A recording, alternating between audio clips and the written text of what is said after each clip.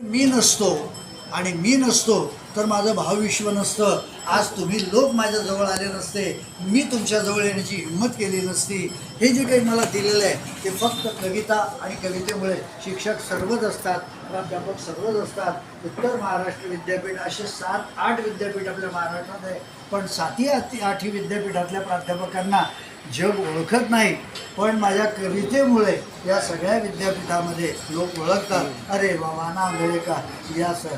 अशा पद्धतीने हे सगळं दातृत्व कवितेचं आहे. आणि माझ्या आईवडिलांचं स्मरण होणं, जसं मी गुरूंचं स्मरण केलं, मी DS पाटलांचं उदाहरण दिलं, मी YS पाटलांचं उदाहरण दिलं, मी मीरा वाडेकरांचं उदाहरण दिलं, तसं माझे आईवडील त्यांनी ज्या पद्धतीने मला समजून घेतलं, मला रागवले नाही. माझ्या वडिलांनी मला आयुष्यभरात कधी शिवी दिली नाही. हो, असा बाप पुन्हा पुन्हा नव्या जन्मातही मिळावा असं माझ्याच जन्मदिवशी मी हे प्रभूकडे मागणी करेल.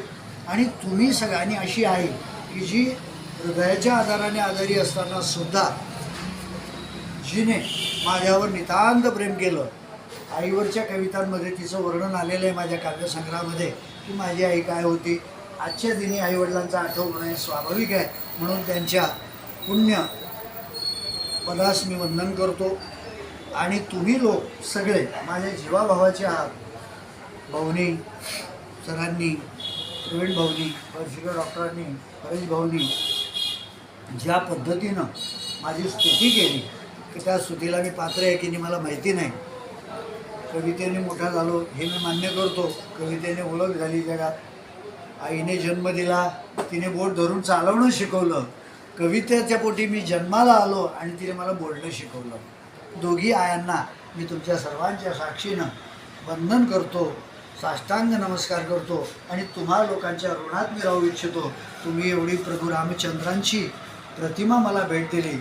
आज एवढ्या मोठ्या पुरुषोत्तमाची प्रतिमा मला दिलेली आहे.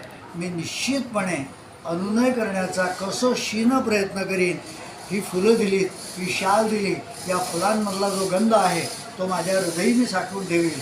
या शालमधली जी ऊब आहे ती आयुष्यभरासाठी शेवटच्या श्वासापर्यंत जपण्याचा मनोभावे प्रयत्न करीन. आणि तुम्हा सर्वांचे आभार मानून मी पूर्ण विराम देईन. धन्यवाद, धन्यवाद, धन्यवाद.